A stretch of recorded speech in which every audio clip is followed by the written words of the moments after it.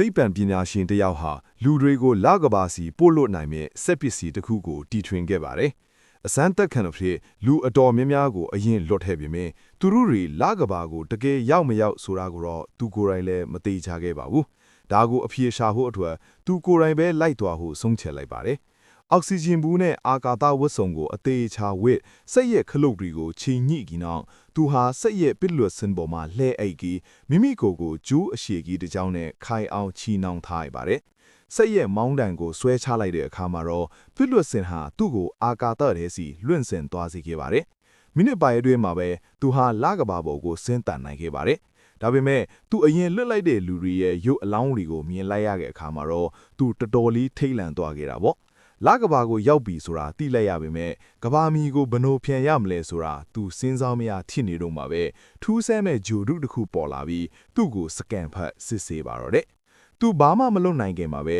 သူ့ကိုယ်မှာချီထားတဲ့ဂျိုးကသူ့ကိုကဘာမြေစီအတင်းပြန်ဆွဲခေါ်သွားပါတယ်။ကဘာပေါ်ပြန်ရောက်တဲ့အချိန်မှာတော့အောက်ဆီဂျင်ပြတ်လတ်ပြီးအသက်ရှူကျက်နေတဲ့သူ့ကိုဘေးကလက်ထောက်တွေကအချိန်မီခဲတင်နိုင်ခဲ့တော့တာကံကောင်းသွားခဲ့တာပါ။